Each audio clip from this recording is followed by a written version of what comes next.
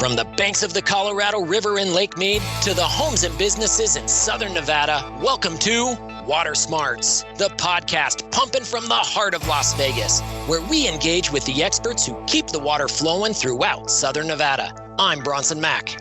And I'm Zuelke. From how we treat it, deliver it, use it, protect it, and conserve it, the Water Smarts podcast is all about water in Southern Nevada. We hope to make you a little smarter about the one thing that keeps us all connected: water. Hey, Crystal, how are you today? Off to a busy start, Bronson. It's the end of January? I can't believe it's the end of January, which I know. It flies by. I say all the time. My husband laughs at me because every month I'm like, can you believe it's March? It's like you say this. But anyway, I can't believe we're at the end of January already. And you're busy. I'm busy. My team's everybody here at the SNWA is busy, moving full steam ahead, implementing our conservation programs, reminding the community of the work that we need to do, but also celebrating our successes. Because we have them, right? Yeah, in fact, last year was an outstanding year when it comes to water use. Talk about celebrating our successes. Last year, our community used about 188,000 acre-feet of water. Now, 188,000 acre-feet of water may not necessarily mean anything on its own, but when you compare that to our water use in 2003, really when this drought and our conservation programs began really starting in earnest, our community used more than 300,000 acre-feet. So we have gone in just about 20 years from 300,000 acre-feet to 188. I mean, that is an amazing reduction. And Crystal, that's also been done while we have seen our population increase. Yeah, it's phenomenal. And I know people are going to say, they're going to mention the weather, and the weather did have a role in the savings that we had last year. But the weather is unpredictable, and we don't know what this year is going to bring. So far, it's looking like it's going to be a dry year for us. And one thing we know for sure is that we're on this cycle of having drier years than we do wetter years. But one thing we know we can be consistent about is conservation. We've done it so far. We know how to do it. And I think we can continue in order to see the successes that we built on this last year. I mean, all of the credit when it comes to water efficiency goes to the homeowners, the residents, the businesses, everybody that is changing that sprinkler clock, everybody that is being mindful of their outdoor water use, and certainly those customers and property owners that have converted their grass landscaping over to a water-efficient, drip-irrigated landscaping with beautiful trees and beautiful plants. That is huge water savings. And today, to talk to us about some of the changes that have been made to the Water Smart Landscape Rebate Program to help put more money in your pocket and incentivize you to make that investment in water efficiency at your home, we have Toby Bickmore, the Conservation Services Administrator for the Southern Nevada Water Authority. Toby, welcome back to the Water Smarts Podcast. Thank you, Bronson. Thank you, Crystal. Happy to be here. Well, we are glad to have you back. We love talking to our conservation experts. And quite honestly, you are a guy that I go to very frequently to talk about conservation and our Water Smart Landscapes program. And Toby, it's really timely having you back on because the SNWA Board of Directors just approved an increase to the Water Smart Landscape Rebate Program for single-family property owners. These would be homeowners within our community. And previously, the SNWA paid homeowners $3 a square foot to replace that grass with drip-irrigated trees and plants. There's huge water savings in doing that. But we were able to get a grant from the American Rescue Plan Act. That's a federal grant that was provided to us through the state of Nevada. It is $24 million, and we are investing that right back into water conservation, helping single-family homeowners to incentivize the replacement of that grass. And we have increased now from $3 a square foot to $5 a square foot. So homeowners can receive $5 per square foot if they complete their projects this year, and that will sweeten the pot, actually make it a little bit easier to make this investment in your own property. But Toby, can you just share with our listeners a little bit about what this grant means in sort of the larger scale? Sure. So, I've been working with single family residential for 20 years and in this program that whole time. And over time, we have seen a little bit of increases here and there. The idea of raising the rebate is to stimulate interest and go with the economy as things get a little bit more expensive over time. Obviously, there's been a lot about inflation in the last couple of years. you think about landscapers and what have you, it's going to cost them more to do work, right? Because of that, we have seen a slowdown in participation in the program probably in the last year. And so we're excited about this because I think this will really boost the interest in the program for this coming year because it'll kind of help offset the cost associated with doing the conversion. In addition to that, there's been a lot of interest or a lot of news about AB 356, so the Assembly bill, and that obviously affects the grass for non-single family. And so there's kind of a whole initiative for them to take out the grass over the next couple of years, but has not been a lot directed towards single family residential. And so that's where also this grant comes in. It just gets it up into the news, gets it into people's minds that, hey, it's time, you need to convert. And then they put this time frame on it as well. So it has to be done in 2024. So, you can't prolong it and drag it out. You got to get it done. And I would say one tidbit for people who are listening, who are participating or thinking about signing up, it all has to be done. The conversion has to be done. The paperwork has to be turned in. So if you're thinking about it or in it, don't let it drag out because we have to have everything completely finished in 2024 for anybody to get that $5. So, Toby, you mentioned AB 356, and we'll talk about that in just a minute, but this $5 per square foot rebate is in place this year, right? So after that, the rebate for residential homeowners will revert back to $3 a square foot. The $5 per square foot cash incentive only applies to single-family residential homes, as you mentioned. Toby, explain why the increase is targeted to residents and not businesses, and why we're so focused on getting people to replace decorative grass on their properties. One of the things we always track the metric is the cost of doing the work, right? So we're always seeing how much is it and how it's changing. And it has gone up quite a bit. And so that's why they're focusing these dollars for that to kind of, again, help pay for more of the conversion. Because again, there is a certain amount of it that's out of pocket. We're trying to cover more of it with the rebate. There is a lot of initiative and actually requirements on the non-single family side to take the grass out by the beginning of 2027. So there's a whole initiative and a whole effort for them to do that, where there's nothing like that for single family. And so we're just trying to stimulate that customer group. Yeah, so commercial properties, multifamily residential properties like apartments and condos, or HOA properties that have non-functional grass, that grass that nobody is walking on or recreating on. In fact, the only person that walks on is pushing the lawnmower. That is the kind of grass that by Nevada law will not be permitted to be irrigated beginning in 2027. So those property owners have a decision point now as to what they're going to do with their non-functional grass. If they act now, they can still get a rebate to replace that grass. But at the same time, like you said, they have a requirement by state law to address their non-functional grass. And homeowners don't have that same kind of requirement right now. So adding that additional incentive for homeowners makes a lot of sense. When we initiated the Water Smart Landscape rebate program, which some people call Cash for Grass, was back in 1999, and it really has been a flagship for our entire conservation program. And a lot of the water savings that has been gained over the past quarter of a century here in Las Vegas has been done by replacing this grass. And it's much more water efficient to do that. And since its inception, the Water Smart Landscape program has helped remove more than 220 million square feet of grass. If you took that grass and just stretched it out into one long strip of sod, it would go all the way around the circumference of the earth. So we've taken out a lot of grass. You're talking about 175 billion gallons of water that has been saved through that initiative. So, Toby, where we are now in terms of replacing decorative grass in the valley, can you give our listeners a little sense of where that is right now with this non-functional decorative grass? We have a lot of work to do. I'll say that. We do a lot of aerial imagery analysis, what turf is around and how it's changed over the years. And when the whole initiative started to start focusing on the non-functional compared to now, we're probably about halfway there, maybe even a little bit less than halfway. So there are still several thousand acres of non-functional grass. There's another team that works with that group, and they have some charts that show a significant amount of work over the next year to get that grass coming out.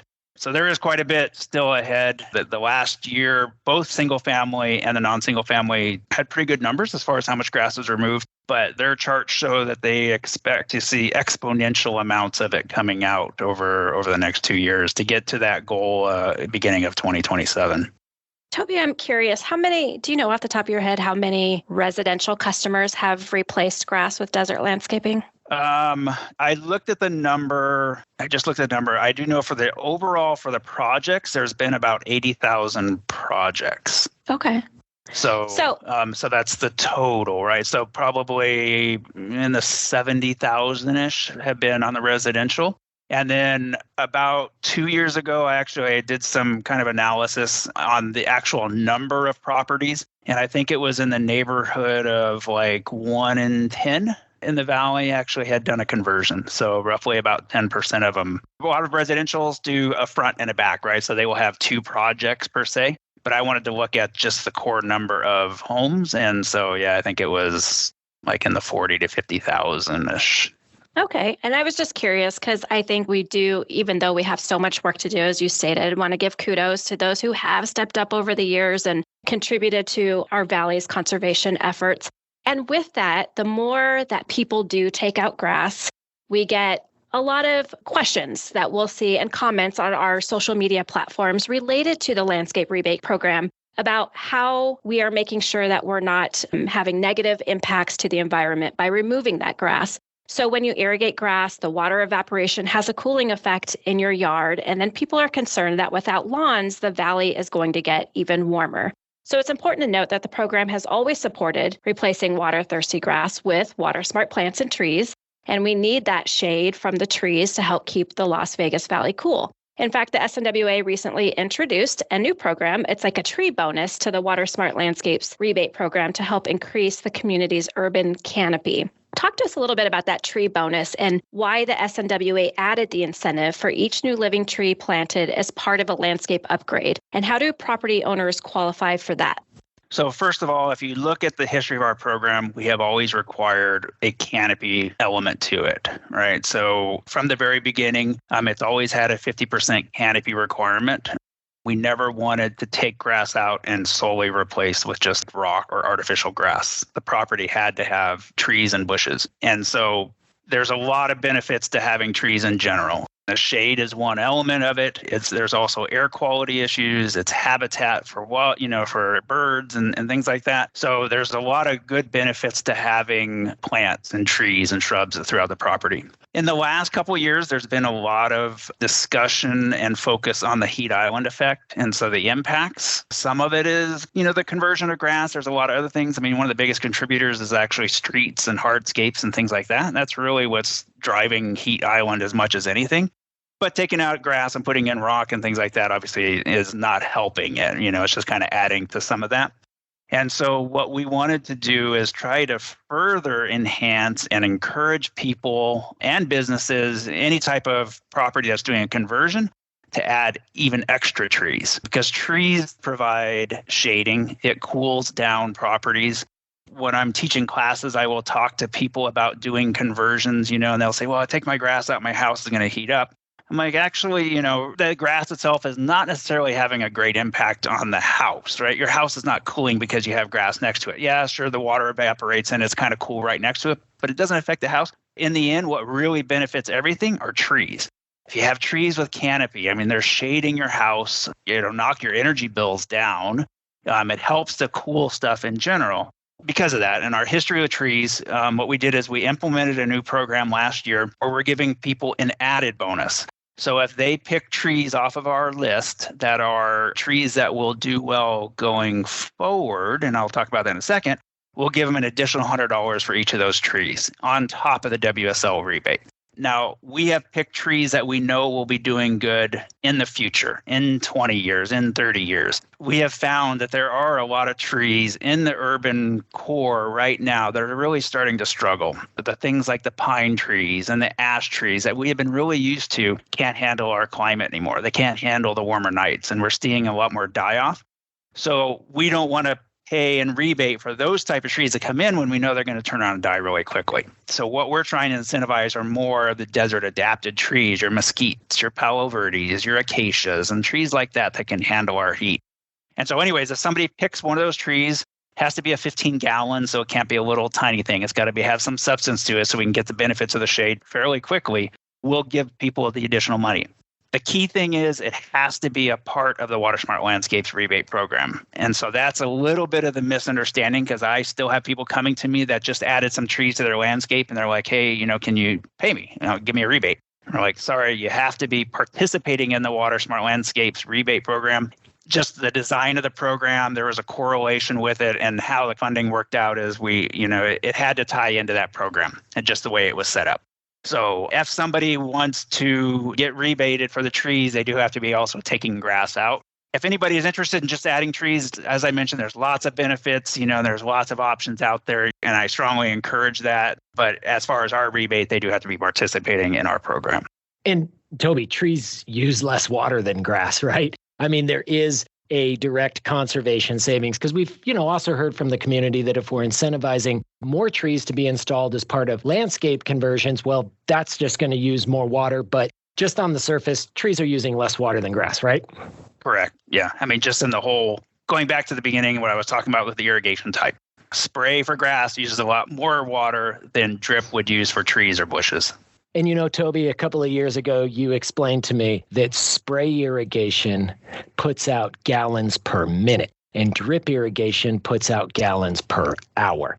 And that's our difference in efficiencies. And that's why you need to run your drips a little bit longer than you need to run your spray irrigation. But you just need to make sure that you're staying on top of it and your plants are doing right. And if you see any need or stress from your plants, rather than upping your water time, maybe just add another drip emitter to that plant. That way you're not increasing your overall water usage or property, but you're just providing that one plant that needs a little additional water, that water that is needed. Is that about right?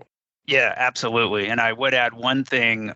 Our experience has been in talking to people and from our site visits, more trees and bushes are struggling because people are overwatering compared to them underwatering. So just be careful, right? So like what you said, sure, is kind of the obvious thing, but sometimes they're actually watering it too much. So we always tell people, especially on trees, after a watering, you kind of want it to dry out a little bit. If it's staying wet like a swamp all the time, then you're watering too much. Good rule of thumb there. And Toby, so look, just by participating in the Water Smart Landscape Rebate Program, you've committed to the program, you are planning to take out that grass.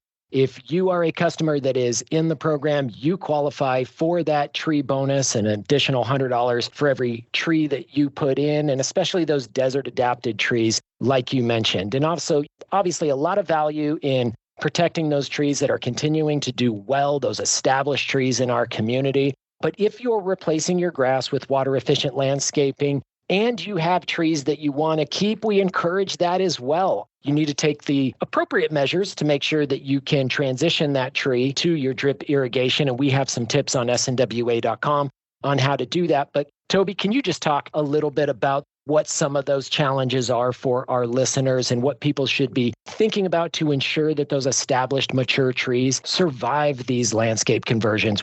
If you have a mature tree, that's super critical for us. We want to try to keep the mature trees. If it's made it to that stage and it's still healthy and alive, you want to do everything you can to keep it alive.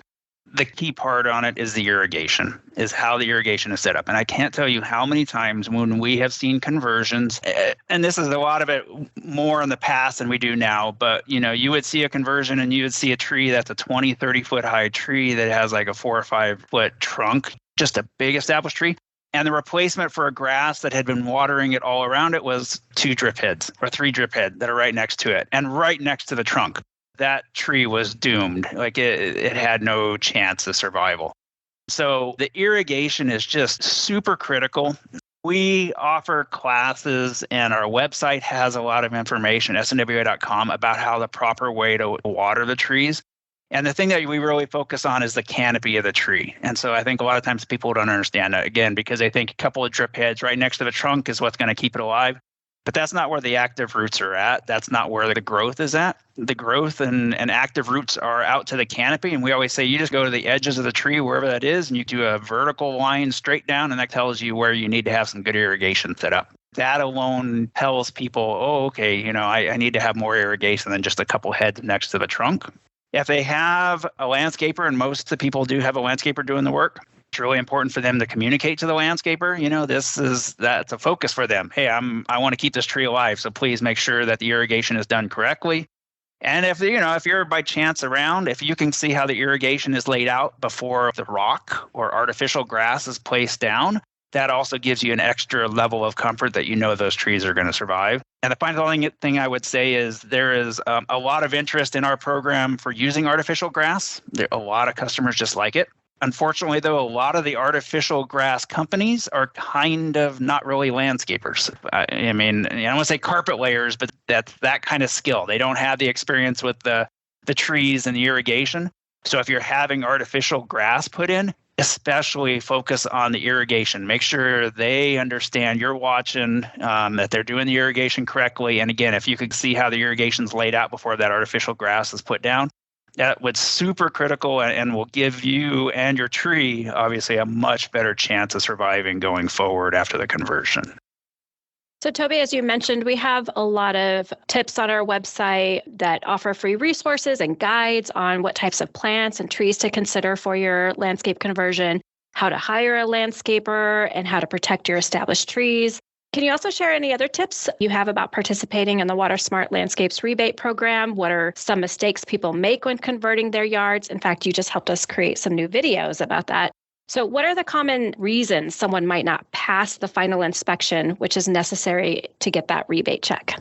There's a couple of main things which are requirements of the program, and we check the main fail type of reasons. And let me say this. If somebody fails an inspection, we always give them a couple of months to make the corrections. So it's not like at that final inspection, they're done and they're out, right? So we want to have a successful conversion. We're not trying to not give out the rebate. Just so people understand that, we always give the correction and give them, like I said, a couple months to fix it. The biggest one is on the irrigation side. So there are some irrigation components. There's the valve, which I always say the valve is kind of like the heart of the irrigation system. That's what turns the water on and off, and it gets a signal from the brain, which is your irrigation controller.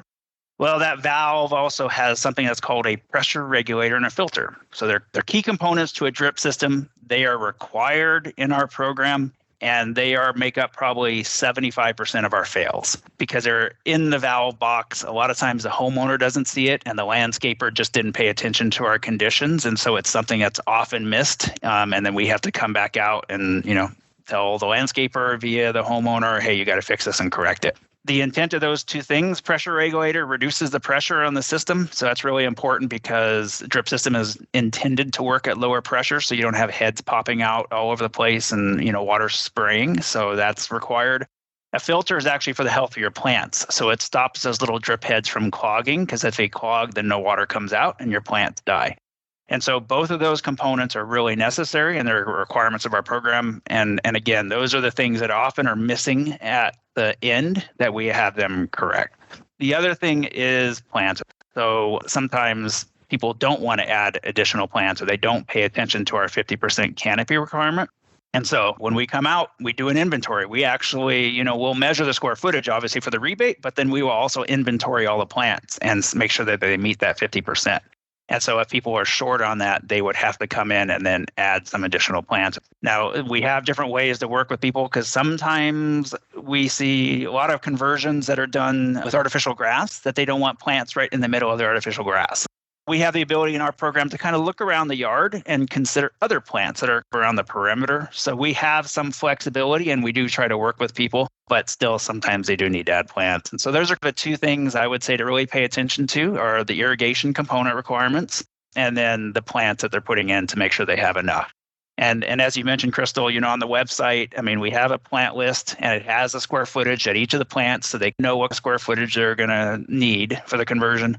And then on the irrigation, there's information about the pressure regulator and filter and drip systems and that type of tool. And then another plug, the classes. So we do offer classes if anybody wants to. They're free classes. We usually do about 8 to 10 of them a year that are very focused on the irrigation and the plant aspects of the conversion. And so to give them more information to help them go through the conversion. All good tips. What else are you seeing with landscapes? So I know I've been talking about this for probably 3 years now, but we're finally doing our backyard. Now, I don't qualify for a landscape conversion because I already have desert landscaping. So we're just looking for a refresh really in our backyard. But for those who are converting and taking out their grass and replacing with desert landscaping, or for someone like me who just wants to redo their backyard, What are some trends that are out there? Anything new and exciting? Any specific trees or plants that are good for a backyard or front yard? Yeah, so there's a few trends, and I touched on this before, but artificial grass is still very popular. It is what it is, and people are excited about it. We always try to give a caveat with artificial grass that it could get really hot, and so it is something to take into consideration if you have kids or pets. But there are actually new technologies in artificial grass that are actually making them more tolerable. So the infill, they're starting to use organic materials or sands that actually help to cool it off or handle pet waste and stuff. And the material itself is looking more and more like real grass every year. It's getting to the point where you can't tell the difference. So that's something that's very popular with people. Another trend I've noticed when I first started doing this program 20 years ago, the hardscape that everybody wanted to use was flagstones, right? So everybody liked flagstones. And now it's pavers. So pavers is the end thing, different variations of pavers. But from a hardscape perspective, that's kind of what people are using. The one that we're excited about, and we've seen a couple examples, but we know some companies that are pushing it and the nurseries are starting to push it, are the living ground covers. So the living ground covers, it's just that. So instead of grass, you have a plant material type that will actually spread over the whole area. So it will kind of look like grass. But again, it's on a drip system. You actually have plant plugs as opposed to a whole bunch of grass. So you actually will see a very significant water savings. And so there's some materials. There's a new one coming out called Carapia. There's a couple of different type of succulent type plants that we're starting to see at the nurseries that are popping out that can do that. One of the issues with some of those is, can you walk on it, or can your dogs walk around and play on it and stuff? But even there's some of these that are even starting to show up that are showing to be resilient to that. So still kind of new to our valley. We want to see it a few seasons as far as how it handles our summers and how it does handle things like shade versus sun, because that sometimes can affect plants. And again, like if you have dogs, how does the dog waste work on the plants and stuff? But there is definitely some promising trends, and there does seem to be some interest. And I would say on those living ground covers, I think there is a lot of interest from the HOA, the non-single family side. So like for the common areas and things where they don't want to necessarily put in artificial grass, and they also don't want to put a bunch in a rock, they're actually testing this out in some big areas and seeing how it holds up and how it does. So we're kind of excited about that because, again, it will be cooler. It will be cooler than rocks. It will be cooler than artificial grass. Yes, it's going to use a little bit more water than if you had one of those things, but still the trade-off might be something that people are interested in doing, and we'll see. But still more water efficient than grass, right? Absolutely. And again, it goes back to the whole thing. You can water it from drip, and not as opposed to the spray irrigation. Well, Toby, thank you so much for joining us here today. A lot of good information. Homeowners right now, the incentive to replace your grass with drip irrigated trees and plants, you will get $5 a square foot. If you complete that conversion in this calendar year, you can also get an additional $100 per new tree that you install as part of your conversion. Saving water and creating a good shade canopy around your house helps to combat the urban heat island effect. That is a benefit to our community as we expect our future to be warmer and drier in the years ahead as a result of climate change. Toby Bickmore with the Southern Nevada Water Authority Conservation Team, thank you so much again for joining us here on the Water Smarts Podcast. Thank you for having me. Always appreciate talking with you guys. Great info. Thanks, Toby. So Bronson, as Toby said, now is the time to take out your grass. If you're a residential customer and you still haven't done it, but you've been thinking about it, $5. That's the most we've ever offered. Right. And I think our expectation is that we're going to see high participation from our Southern Nevada homeowners. And even to sweeten the pot more, the city of Henderson, which obviously is an outstanding partner with the Southern Nevada Water Authority in water conservation, the city of Henderson is offering additional incentives to city of Henderson residents. So if you are a homeowner within the city of Henderson, you can get $5 a square foot for your grass from the Southern Nevada Water Authority, and the city of Henderson will also provide an additional $575 to you for that conversion. There are some requirements to be able to qualify for Henderson's additional supplemental incentive, and you can visit the City of Henderson website for more information there. But to your point, Crystal, right? It is all hands on deck when it comes to water conservation. And we've done such an amazing job as a community driving down our water use. But, we still have more to go. We can become even more efficient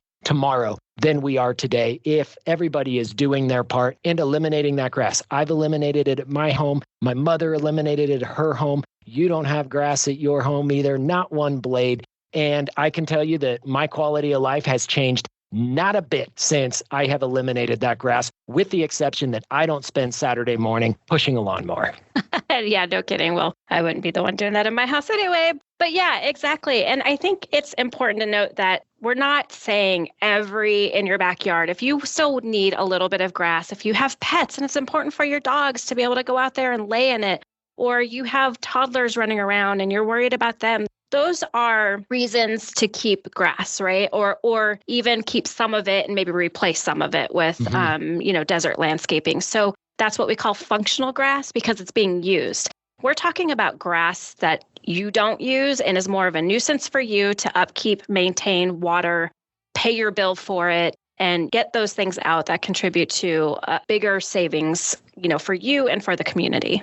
Yeah, great point. Like if you're not using your grass in your front yard, you can categorize that as non-functional grass. Now, again, homeowners, that $5 a square foot just applies across the board. It is a little bit different for commercial customers. We will have an upcoming Water Smarts podcast episode specifically for our commercial HOAs and multifamily property owners with regards to their conversions and their requirements. Well, that's it for this episode here on the Water Smarts podcast. We hope you subscribe and join us next time. Of course, we're always open to your questions, and we appreciate the questions we've received so far. We've been able to respond back directly to those that have submitted those questions, but you can submit yours to us here at watersmarts@snwa.com. That email address is watersmarts@snwa.com. Like I said, we'll get back to you with an answer. You might hear your question on a future episode of this podcast, but we'll see you here next time on Water Smarts.